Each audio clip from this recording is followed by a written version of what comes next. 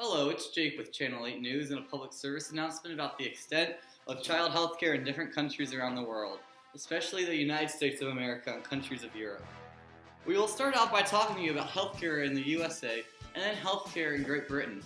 Finally, we'll tell you the differences and similarities between the two. Now to Matt with the United States of America. Now I would like to talk about the mentally ill in the United States. It is a huge problem that we face, and there are more than 17 million kids with some sort of mental illness. The mentally ill go untreated and are struggling with serious disorders. However, right now in the United States, we do have some sorts of treatment.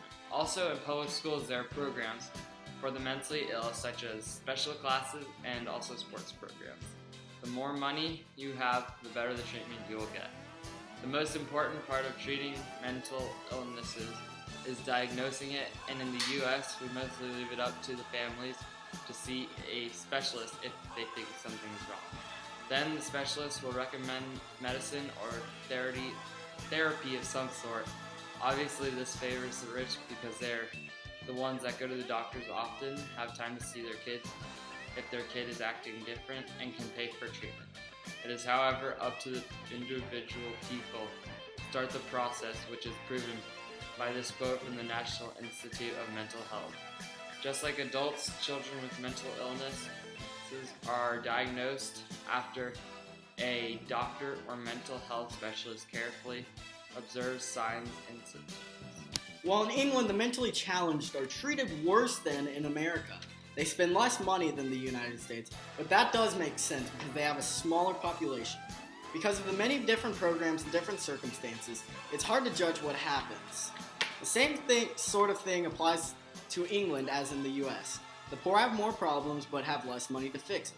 According to a study from BJ Psych, it is the poor who are exposed to dangerous environments who, if employed, often have stressful, unrewarding, and depersonalizing work, who lack the necessaries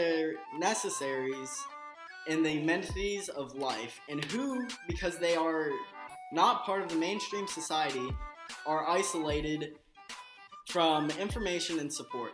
This happens in the mortal life of Henrietta Lacks. They didn't have enough money to take care of Elsie themselves, so they sent her to an institution where she had been beaten a lot. It is hard to compare to other countries because each has different needs and different resources. I'm going to have to go now because the redcoats are knocking at my door, but I'm going to hand it off to Jake who has more information about other countries. The United States spends over $250 billion for mental health, which may be more than other countries, but is about 3% of our GNP, which is the same as most countries according to an article from CAMHI. It also says, yet there is an enormous gap between need for treatment of mental disorders and the resources available. In developed countries with well-organized healthcare systems, between 44% and 70% of patients with mental disorders do not receive treatment. In developing countries, the figures are even more startling, with the treatment gap being close to 90%. This shows that even in the US and other countries all over the world, the mentally ill are not treated properly.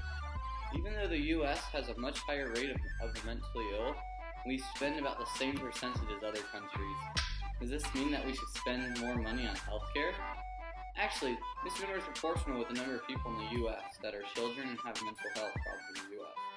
Ultimately, you can't say that Europe treats the young mentally ill better than the US because some countries do and some others don't. Ultimately, it's just hard to tell. So, goodbye.